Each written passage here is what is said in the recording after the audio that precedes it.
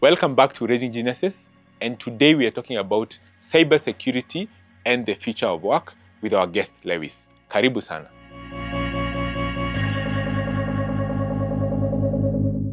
Now let's talk about this career of cybersecurity.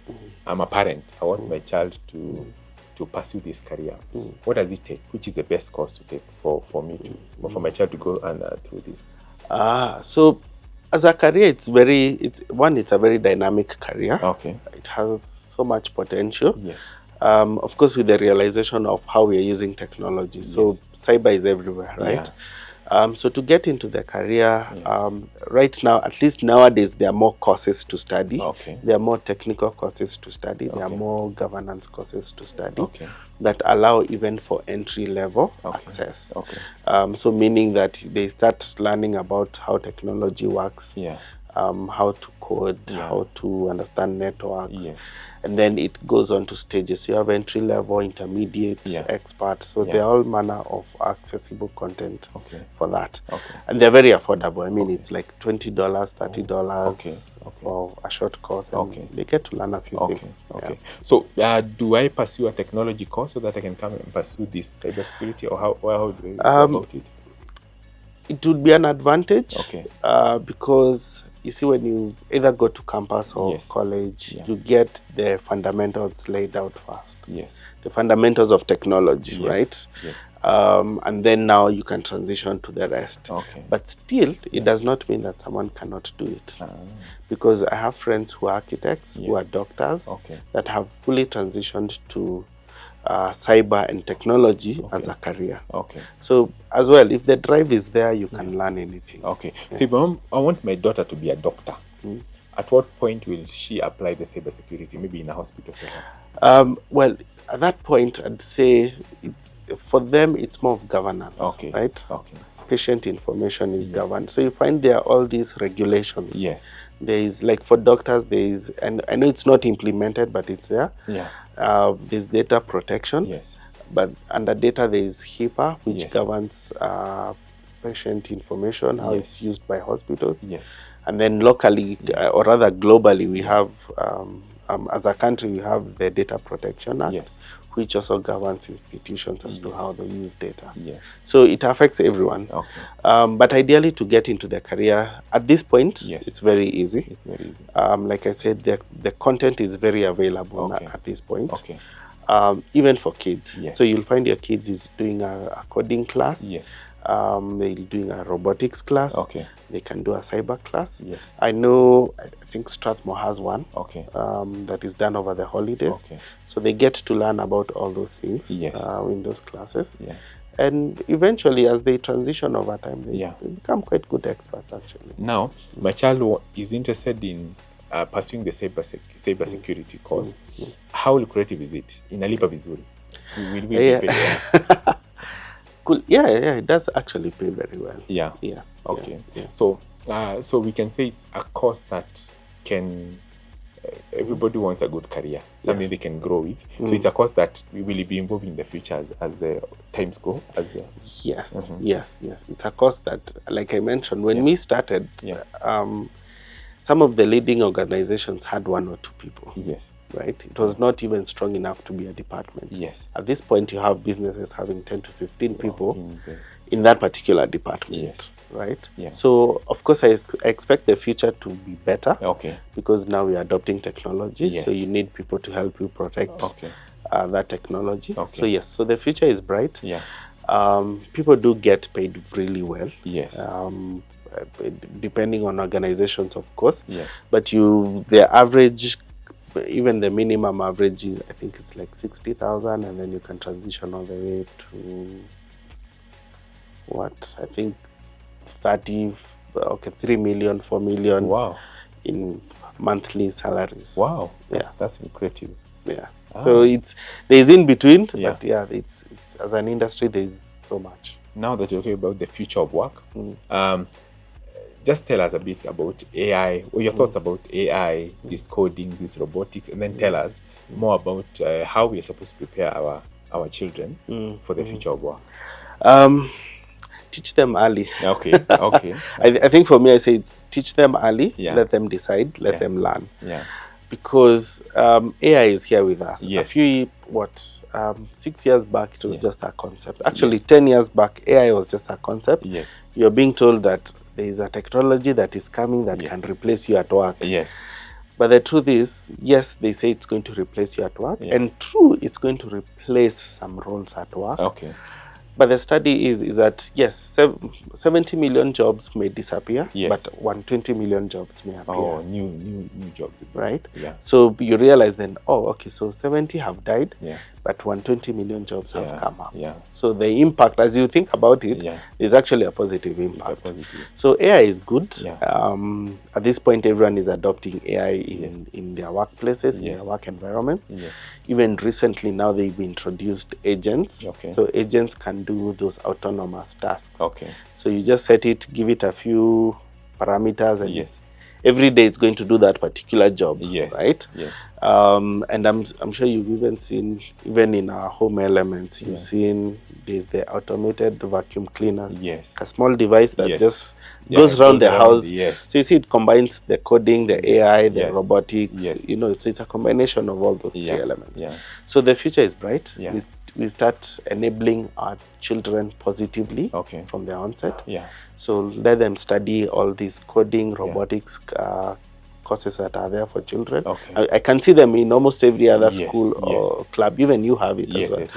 So it's a thing that we need to bring on board to our children early. Okay. Let them understand the use of AI early. Because you see, with AI, it's a model. Yes. As an adult, we have decision-making models, thinking models, all those things. So it's a model as well. Okay. So learning how best to use it means that you get to have the best outcome. Okay. Right? Yeah. And the earlier we teach our children via different platforms, the better it gets for them, because then they will grow learning to explore those technologies. For instance, in Nigeria, there's a class that they used AI for the kids to study. And the difference, it was sort of a research, and the difference was that the children that learned using AI were 2 years ahead of the textbook classroom. Oh. Yes. So AI can actually be used in the classroom? Yes. For education? Correct. Now, as a parent, where do I start? Maybe my school has a club, and but where do I start? I think as a parent we also need to learn it ourselves. Okay. In the minimal way that we can. Yes. We need to learn it ourselves. Yes. And then explore the avenues that are there that are provided by schools. Yes. Like I mentioned, most schools are doing coding, robotics. Yes. So you also want to ask, are they going to study AI? To what level is this coding? Can they develop something? Yes. And just encourage them to pursue those technologies as much as possible. Okay. Yes, as they do their swimming and their ballet and all those things, throw in a bit of technology so that, because it's going to impact how they do their jobs in the future. It's going to help them do their jobs better. It's going to help them have a better advantage over time. As they, for me, I say if my child starts they're a bit young at this point, but if they're able to use these technologies correctly, then I can see a clear line for them as they explore the different industries. Okay. Yes. As a parent, being the greatest teacher for my child, where do I start? Even in the house, what can I do? Which model, or where do I start to train, especially on AI, coding, robotics? So, like I mentioned, there's one class Strathmore provides. Yes. I know the different schools have their own platforms. Yes. But as well as for ourselves, we can set up accounts. Say with, I think there's ChatGPT. Yes. And just start giving it prompts to understand how it works. Okay. To be frank, you may even use it in your workplace first. Yes. Even before you say, okay, let me bring this home, but actually you start using it at home first. Okay. At work first, so that you also get to understand the impact of it. Yes. Like I say, if it's an accountant, you can give it a prompt, say, analyze for me this data. Yes. And then it's going to, now as a parent in your work environment, it's going to give you an analysis of that, key highlights. We're even using it in meetings. Yes. So I'd say that is the first point. Use it in your day-to-day activity as a parent. Understand how it works. Then as you give the child, then you know, okay, so this is where the child will use this particular technology. I say, for example, when you do your meetings, you have technologies that are taking notes for you. They'll tell you, Anthony said this, Lewis said this. So this is what was the key conclusion. These were the key highlights for the meeting. And when you use that, then when you come to your child, even when they're studying, you can say, okay, let's analyze this particular topic with you. So you may ask AI, okay, say if it's even physics, okay, Einstein's law for gravity and all those things, explain this to us. Then AI will give you a bit of explanation. Then you'll see if you understand it. To an extent, they are doing images, I think with Sora. It's called Sora, I think, So now you can use it to generate an image and say, okay, give us an image of Albert Einstein and gravity, and and then that will drive the point home for the child as they study what even gravity is in the first place.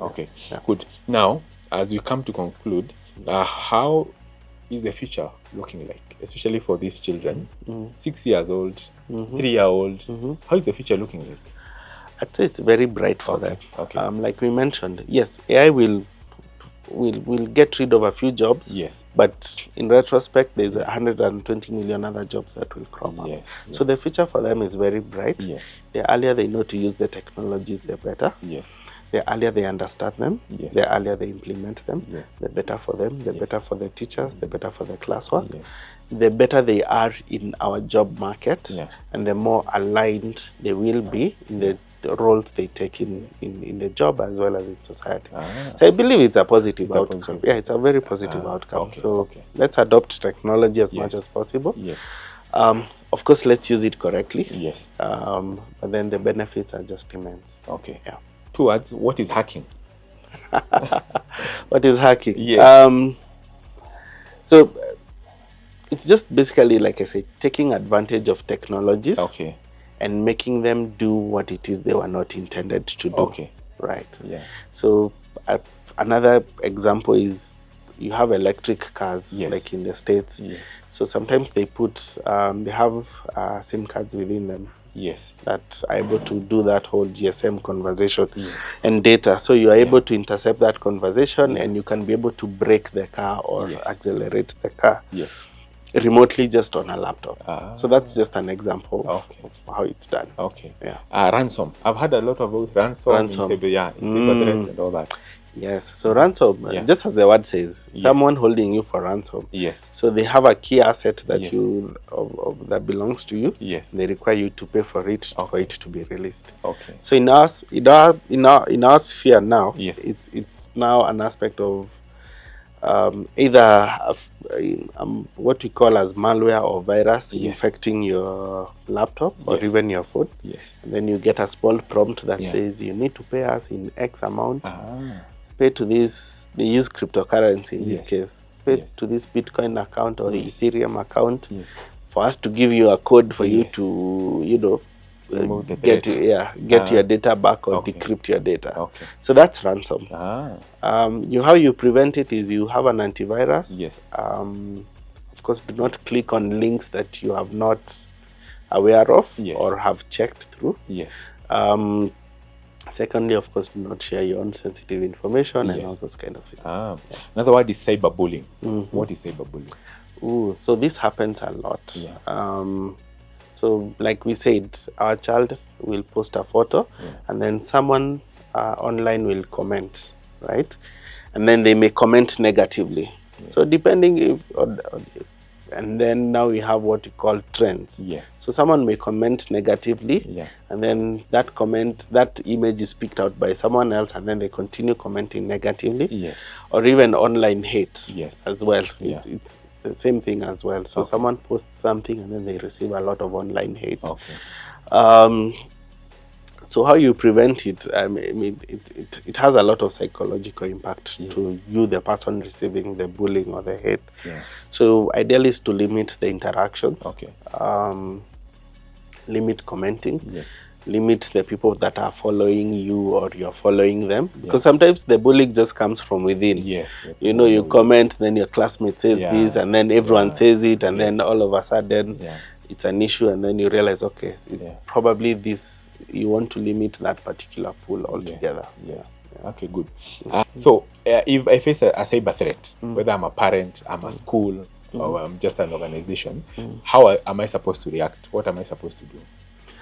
The first bit I'd say is, if it's if it's, of course, like in a school, you want to unplug the technology from the internet. Okay. So that's the first step. So is it power off the computer? No, don't power it off. Okay. Unplug. Okay. Disconnect. Okay. If it's wireless, disconnect. Yes. If it's on Ethernet, disconnect from that. Yes. I think I've asked the questions I wanted to ask. Final comments that you would like to give the users?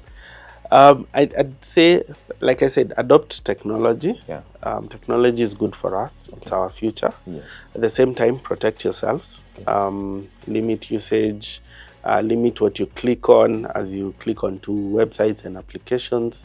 Limit the information you put out there about yourselves, how sensitive it is. I know social media has us thinking we should put everything out there, right? But always limit what you give out there. And at the end of it all, you should be able to enjoy the technology. Wow. So, well, now reaching out to us is a different story, but now that this is where the security mind comes in. If I give out my phone number, everyone will have it. Yes. But and you're talking about cyber and I'm talking about cyber threats. But I'm here giving out. But if people are stuck, I'd say they can reach out to us. Okay. My number is 0722 554 795. Okay. A website or email? Website is a bit longer. Okay. So I think it can be typed out. Okay, can be typed out. Okay. But I can share that as well. Okay. And reach out to that. Okay. And just shoot an email. If they try to hack us, we'll find you where you are. Very good. What's the name of your organization? Our organization is Foresight Tech Group. Okay. And we also have Africa Hackon. Okay. So Africa Hackon is a mentorship platform. Yes. For young people who are going into the cyberspace. Okay. So we do trainings, we do mentorship to ensure that they do it right and they don't get into trouble. Okay. Okay. So you'll be open also to offer guidance for parents who want their children to pursue cybersecurity. Correct. Okay. Correct. Very good. Thank you for watching. Feel free to leave a comment on YouTube or on our social media, and also you can be able to reach out to Lewis and his organization in case you have a cyber threat. As we've heard that cybersecurity is a very good cause for your child. The future is bright. So if you want to know more information, follow us and continue watching the next episode. We'll invite Lewis again to tell us more about, how you're supposed to, maybe on the questions that you're going to ask. So karibuni sana. Let's continue raising geniuses one episode at a time. Karibu.